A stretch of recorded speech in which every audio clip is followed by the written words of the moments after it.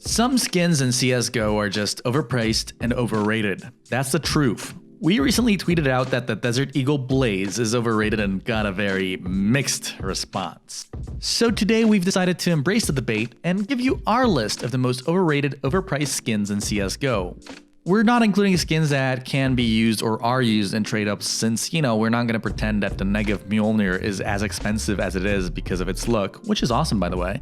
Instead, we'll be focusing on skins that are either rare or just well-liked that we do not like personally. Let's start in no particular order.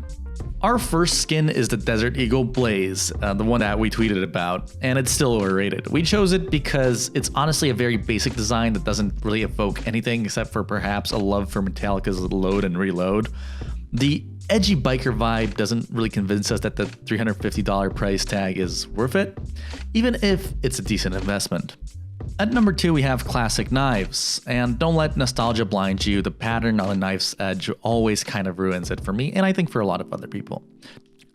Don't get me wrong, it's not the worst knife, but it definitely shouldn't cost $340 in its vanilla version. That's more expensive than some awesome knives like the Talon and the Falchion. At number 3 we have the M4A4 Royal Paladin. Gold is cool, but is it really worth $130 factory new? While this gunsmith finish is rare and nicely thought out, it's still overpriced given that you can get an Asimov or Emperor for that price. At number 4 we have the M4A1S Chanticleer's Fire.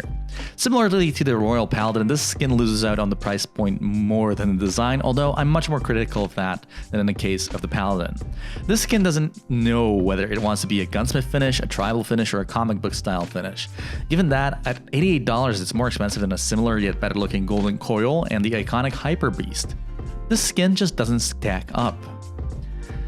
At number 5 we have the AK-47 Fire Serpent. Look, this one is personal between me and the Fire Serpent. It looks bad. At first sight, it just looks like a regular AK-47, then you notice a pattern which looks like a lazily applied sticker.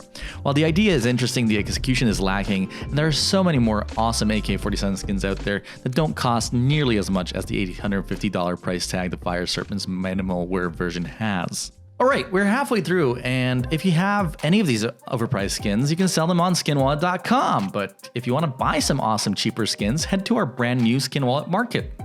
We've got a myriad of CSGO skins for you to choose from at some of the best prices on the internet. So if that sounds awesome, head to skinwallet.com/market and get plus 2% on your deposit if you use the code YouTube. At number 6 we have the Op Medusa. Look, I'll keep this short. The Medusa is a $2,000 Atheris. Don't at me, that's the truth. Yes, the Medusa art is better than the snake, but coloristically speaking, there's not much difference here. And the Atheris even has some more impressive accents on top of that. Next up, the M4A4 Bullet Rain. This one is a cheaper one, but it's still a skin that only looks good on highlight images.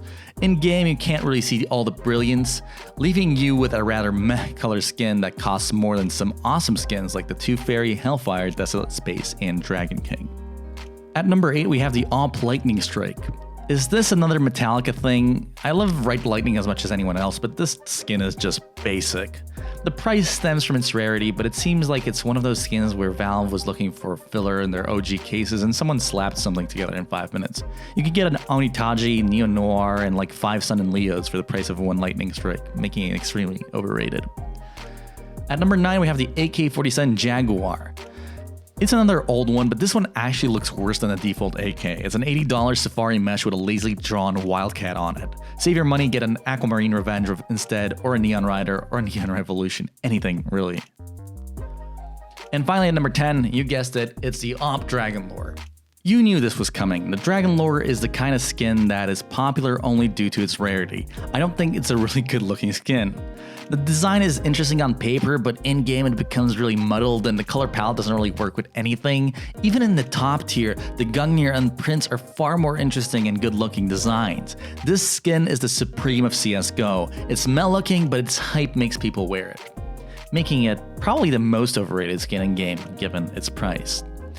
That's it for the list. What are your top 10 overrated skins in CSGO? Let us know in the comments. Do you like this kind of countdown content? If you do, be sure to let us know by leaving a like and subscribing.